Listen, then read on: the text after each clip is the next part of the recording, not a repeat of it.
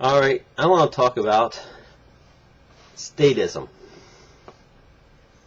Now, there's a lot of political movements out there, and if you really put the boiling to the water and steam off all the extra water and see what is actually in it, there's really two major elements: individualism, statism. Now, all the other political structures are mixtures of the two.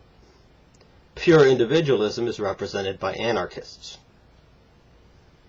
Pure statism is represented by the fascists, communists, socialism, etc. Stuff that empowers the government. A statist is a person who believes that the solutions for the country lay in the government. And any action or any element of life that happens should have the government in some way involved to make sure it goes off well. Because the government, to the statist, does good things. To the statists, they see no problem with the government doing good things. Even to those people who don't want these good things, they don't have a problem with that. Why? Because to them, the government is the people. Because one way or another, they got elected or acquired power, therefore they represent the people, and those who reject the government's mandates or rules or regulations or orders are just a fringe group, that tiny population. They're not worth looking at. It's not important what they think, because the government is the people, therefore the government should implement anything it wants. And no matter how oppressive or involved or occupying it is of the people. And it is, of course, good, because the government does good, and the statists believe in that. Statists don't generally like capitalism. Why? Because when you want to control the means of production, the means of ultimate production is money. Who has the money has the power. So, in capitalism, money rests in the private sector, in companies, with people accumulating large amounts of it, and becoming CEOs, and big businessmen, and very wealthy people. All the kind of people that the statists attack as being selfish or greedy or etc. if they only shared with everybody else. And who's going to manage this sharing?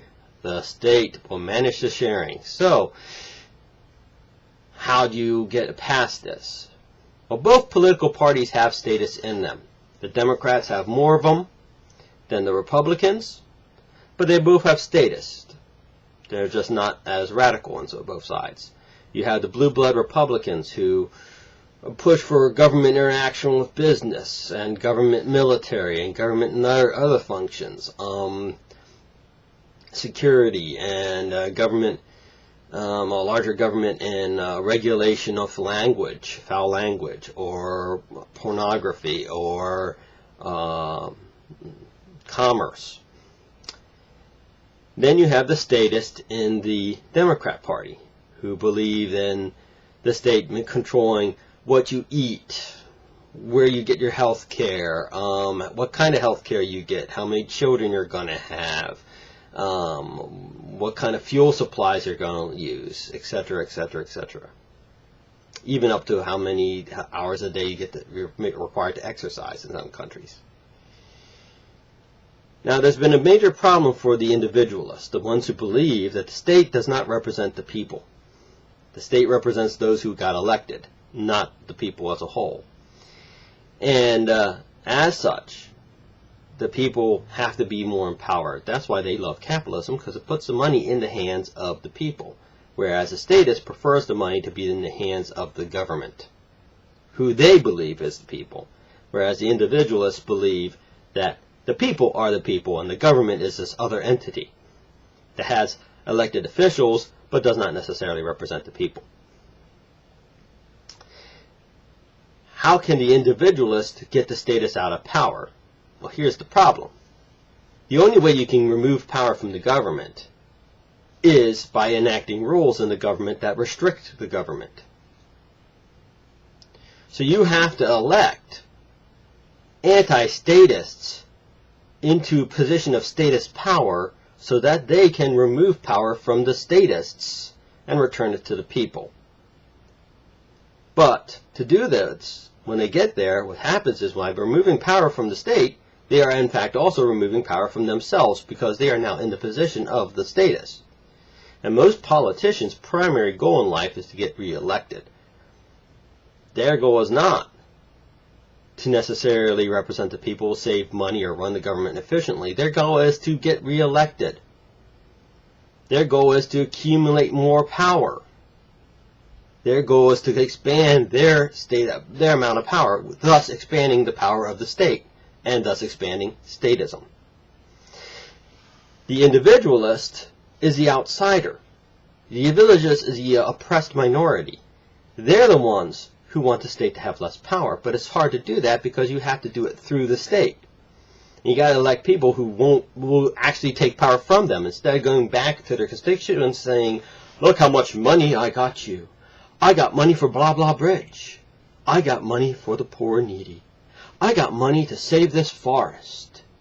Instead of, or I passed this law, or I passed this rule, or I passed another rule, and another government control thing, another government control thing. Don't you love me? Re-elect me. And we do. Because for too many people, the idea of a politician coming to them being successful means that that politician has done stuff. And doing stuff means passing new laws, expanding government, getting more taxpayers' dollars. Rare, if non-existent, is the elected official who tells his constituents, "I did a great job today. I didn't spend a dime of your money. In fact, I removed 2 parts of the government. I cut down the number of government employees. And I've decreased the amount of government regulations. I've removed some laws. Vote for me, because I'm for you." In which case he truly is. He is truly for you because he wants to empower you. Put all this stuff. Remember, the individualist accepts in society that there will be those who will succeed and those who will fail. And what prevents someone from becoming a person who's failed is to realize that there's side effects to your mistakes or your mismanagement of your life. And accept those side effects and work to prevent those side effects from happening or learn from your mistakes. Many safety nets of the federal government simply empower people to do those kind of mistakes. In exchange, they get more aid from the government, i.e. money or whatever, and that's a form of drug that makes them dependent on more government. And that's a trick that the statists do. They make more people dependent on the government, so they vote for more government because they fear losing what they became dependent on. Like the drug dealer pushing cocaine. The guy gets dependent on cocaine, so he keeps on, he'll support that drug dealer to no end because he knows if that drug dealer goes away, buy cocaine, and he's dependent on that cocaine, and he doesn't know how to live without it. To the individualist, we want you to live without it. We want you to flourish. We want you to be the ultimate decider of your destiny and not some status up in the government. There you go. Thank you very much. Have yourself a good day and God bless.